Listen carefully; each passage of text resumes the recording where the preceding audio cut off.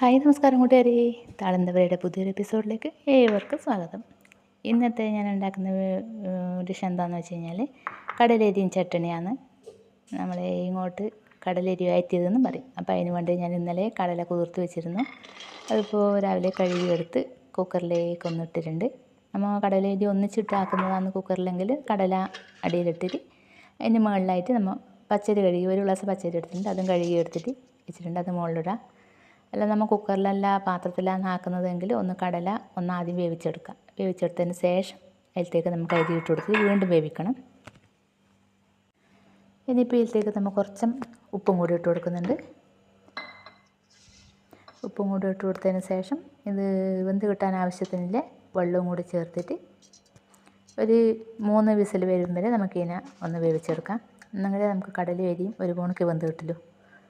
അപ്പോൾ അതുകൊണ്ട് കുറച്ച് കളറിന് വേണ്ടി കുറച്ച് മഞ്ഞൾപ്പൊടിയും കൂടി ചേർത്തു. ഇനിയിപ്പോൾ ഇതിൻ്റെ വെള്ളം കൂടി ചേർത്തതിന് ശേഷം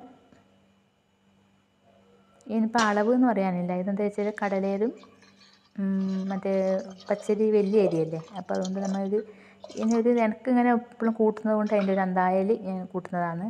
നമ്മൾ നെയ്ച്ചോറിൽ ഉണ്ടാക്കുന്ന കണക്ക് ഇത്ര അളവ് ഇത്ര ഇങ്ങനെ പറയാനില്ല.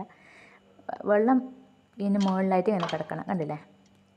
ഇനിയിപ്പോൾ നമുക്കിതിനെ ഒന്ന് അടച്ച് വെച്ച് ഒരു 3 വിസിലിട്ടിട്ട് വേവിച്ചെടുക്കാം.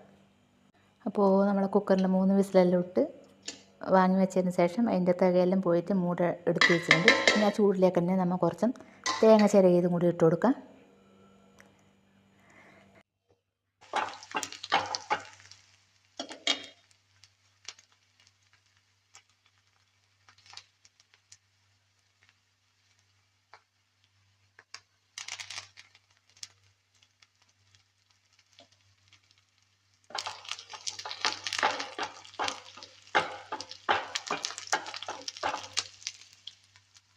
ഇനിയിപ്പോൾ നമ്മൾ ഈ ചട്ടണിയിലേക്കൊന്ന് താളിച്ചിടാൻ വേണ്ടിയിട്ട് ചീനച്ചട്ടിയിൽ എണ്ണ ചൂടായി വരുമ്പോൾ 2 വറ്റൽമുളകും കുറച്ച് സവാളയും കൂടിയിട്ട് മൂപ്പിച്ചെടുക്കുന്നുണ്ട്.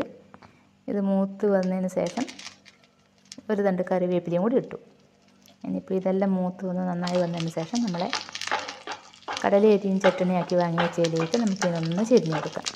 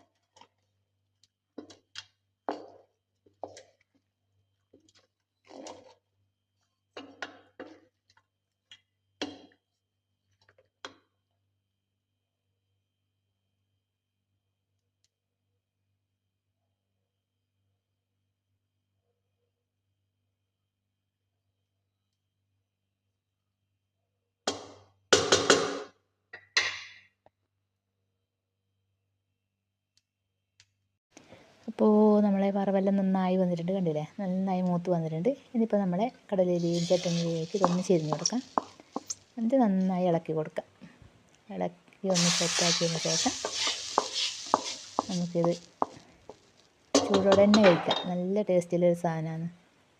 ഒന്ന് ഇളക്കട്ടെ.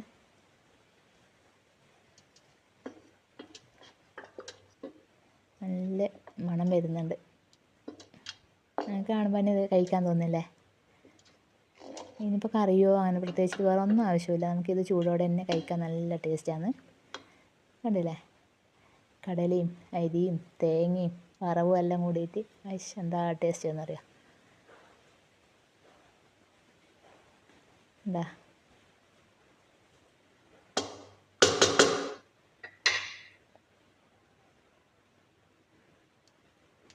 അപ്പോൾ നമ്മളെ കടലരിയും ചട്ടണി നല്ല സെറ്റാക്കി വെച്ചിട്ടുണ്ട്. ടേസ്റ്റ് ചെയ്ത് നോക്കട്ടെ. കണ്ടില്ലേ, നല്ല കടലയും അരിയും തേങ്ങയും ഉള്ളിയും എല്ലാം കൂടി വറുത്ത അതിൻ്റെ ഒരു ഇത് നല്ല അടിപൊളി സെറ്റായിട്ടുണ്ട്. അപ്പോൾ എല്ലാവരും ഒന്ന് ഉണ്ടാക്കി നോക്കിക്കോളും. അടുത്തൊരു വീഡിയോയുമായി കാണും വരെ എല്ലാവർക്കും ബൈ ബൈ.